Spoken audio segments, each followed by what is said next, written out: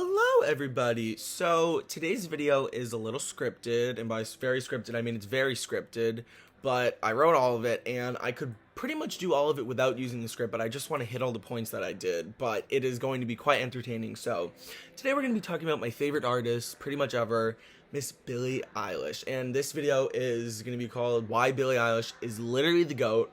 So let's get into it. Billie Eilish is an American singer, songwriter, performer, icon, Grammy-winning Coachella headlining queen, the third most streamed female artist of all time on Spotify, and she was born on December 18th, 2001. I just wanted to make this video to explain why she's literally the fucking GOAT, and how she has made such a name for herself and proved herself to be such a force in the industry, which is so impressive anyways, but at such a young age. When she was 13 years old, Billie released a little song called Ocean Eyes on SoundCloud, which is insane, and propelled her to mainstream success. You know, it wasn't so big, but it definitely put her on the map. As her following quickly began to grow and grow, she released her debut EP, Don't Smile at Me, in 2017.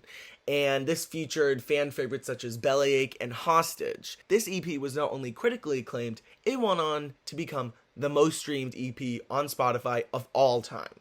This just showed already that she was going to be a very big streaming force in the industry, and it was just interesting how the new generation was so able to adapt to the streaming industry, because that's what they grew up into, you know? And at this point, she was already becoming known for her haunting, beautiful, delicate, and strong voice, with so much control over it, along with her moody and darker image that was relatable to teens. But it was definitely a branding thing, but it wasn't false to who she was. This is genuinely who she was, and everything she does is very authentic. Now, in 2018, she began to tour more frequently, amassing an even larger fan base. She is first and foremost a performer, to be honest. Her stage presence is unlike anything I've ever seen. I've seen her 3 times, and each time she just exudes such confidence. Just everything about her makes you want to just be into it so much. She feels her own music so much and just puts everything out on the stage. It's pretty incredible to watch. And this obviously puts you very above other people and gets her name out even more. In mid-2018, she had the opportunity to release Lovely with Khalid for the 13 Reasons Why soundtrack, and this song gained her way much more traction. Not only was it critically acclaimed, it has gone on to garner 1.2 billion streams on Spotify, and is her second most popular song to date on the platform, behind Happier Than Ever, which we'll talk about later. So, following the momentum she had, Billie began to play bigger and bigger shows, most notably Lollapalooza 2018 in Chicago, which was her biggest crowd to date, and this was around the time she released You Should See Me in a Crown. Banger. And she really made a name for herself also using intense and creative music videos. She's such a visionary in that aspect. She knows how to make something like shocking but artistic, and it's not just for shock value. You know, it's like something really creative that she feels passionate about.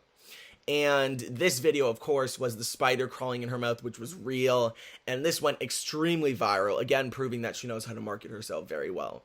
In October, she released When the Party's Over, and if you notice this trend, every release was just building more momentum. This was with the legendary blue hair era, and obviously the black tears in the music video that keep saying put her on the map, but this put her way up the map, and it was just crazy.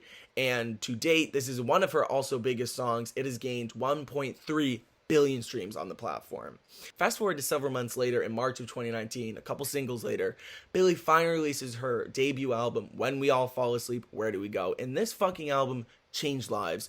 If Billie was well known before, this album was everything that anyone was talking about. It was such a massive culture moment. And it was one of the most talked about debut, streamed, best-selling albums of 2019, and for good reason, and spent 3 weeks at #1 on the Billboard charts.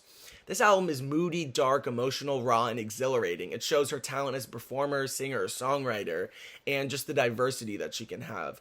My personal favorites include Bury a Friend, My Strange Addiction, and Illumillo, which all are just kind of different, but showcase her versatility and just her talent. Now, in November, she followed up the album with a droplet single, Everything I Wanted, which was an additional smash success and has over 1.1 billion streams to this day. This song was really good, mastered electropop and the sad girl vibes that she was going to at the time. And we also haven't talked about the album visuals. She, as I said, is a visionary artist when it comes to that. and always has the most creative and unique videos. The Zanny music video, the Bury a Friend video, the All Good Girls Go to Hell video. Those were all just... She creates a very big theme around the era, and the visuals really help enhance it, you know? Then came along the 2020 Grammys, and as you may know, she became the youngest artist in history to win all 4 of the major categories, including Song and Record of the Year for Bad Guy, Album of the Year for When We All Fall Asleep, Where Do We Go, and Best New Artist. And if she was famous before, this made her really famous. I mean, this was insane, and, you know, it was just crazy. The pandemic then began several weeks later and, you know, put everyone's tours and career on hold for a minute. The end of the era of When We All Fall Asleep, Where Do We Go commenced with the release of My Future in August of 2020, the first single from the iconic, legendary album Happier Than Ever. Billie's releases are very interesting. She'll do a couple things that just seem like droplets and then tie that together into an album when she really starts promoting it, you know? She then released Therefore I Am in November of 2020. The song peaked at number 2 on the charts and became the second most streamed song on the album, which when it later came out. It featured a return to her dark, moodier roots with an updated and fresh sound. It went viral on TikTok, which really helped with the iconic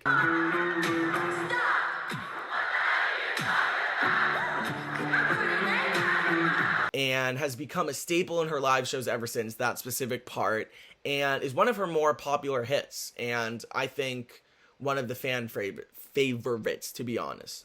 Fast forward to May of 2021, this era really kicked off into full effect. She revealed her new bleach blonde hair. I think the post has like 21 million likes on Instagram, and people were very here for it. That plus the Vogue shoot, American Vogue, where she was like so sexy, and she just showed, I mean, I really haven't talked about it because I just hate when people talk about it, but her body image, you know, all that stuff, but she shows that when she wants to be sexy, she'll do it, and she can rock it, and when she just wants to cover up, she can do that, and she'll rock it too. And I just think that's very inspirational. It just proves you can do whatever you want, and people can like it or they cannot. And the blonde hair really hyped people up for the album. This is when the promo really began. The album was preceded by 3 more singles, Your Power, Lost Cause, and NDA. NDA is one of my favorites of all time by her. And there was unfortunately some controversy with Lost Cause, which I think is stupid, but it's worth briefly mentioning. The video of Lost Cause featured her with her best girlfriends twerking and partying and just like a silly, goofy night. And this is when people were like, oh, she's queer baiting. And she made that Instagram post to promote the song I Love Girls. And I just think it's funny because she's never publicly said her sexuality, so how do you know she's queer baiting? I mean, that's just weird to me. I think that's weirder than assuming that she is. So, whatever.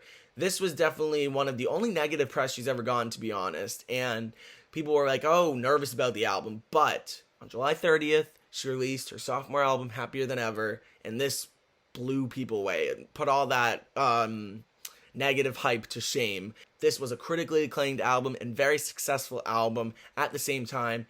It hit number 1 on the charts, obviously, and became her first album to spend 3 consecutive weeks at number 1 on the charts. The title track was immediately regarded, obviously, as a standout not only on the album, but of her entire career. Nearly pretty much all the fans regard it as one of her best songs to date, if not her best. It's my personal favorite of hers.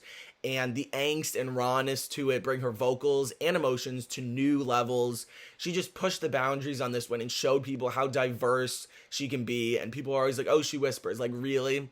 Everyone was like, okay, yeah, she doesn't, because she's literally belting on this, screaming on this. It's just incredible.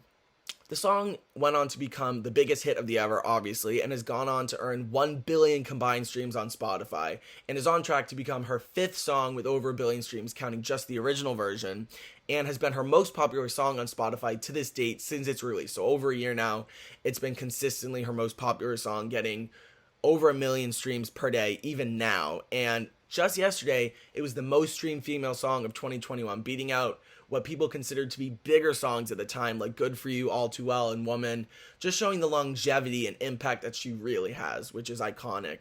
Shortly following the release of this album, she embarked on a festival tour of many major festivals across the country in the fall, headlining each one. And honestly, this era became her more... She just stepped into being more of a cultural icon, you know, doing all these headlining shows. Every time closing with Happier Than Ever, honestly. And it was already what people thought would be a crowd favorite, and it was. All the videos and all the people in person said that this was the standout moment of the night. People waited all night long to hear this specific song. The song had gone viral on TikTok, which really helped it to become as big of a hit as it was. And if you watch the videos, it's insane. And I know personally when I saw it twice, every person in the arena or at the festival is screaming every word. And when she has the crowd saying, "You made me hate this city."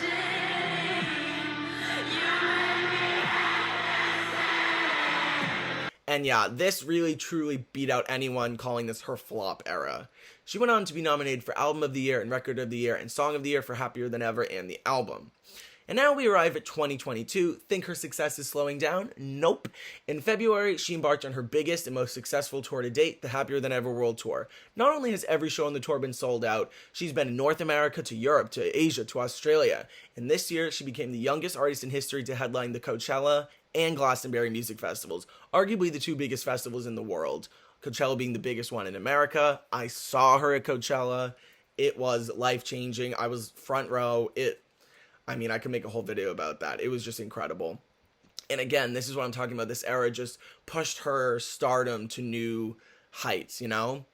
And her most recent activity was the release of her two surprise acoustic songs, TV and The 30th. TV is already rumored to be in the runnings for a song of the Year nomination at the Grammys. The EP has already surpassed 100 million streams with no video, no promo, just a gift to the fans. And there are already two standouts in her career, to be honest. TV has definitely gone in my top 10 of all-time favorites of Billie's.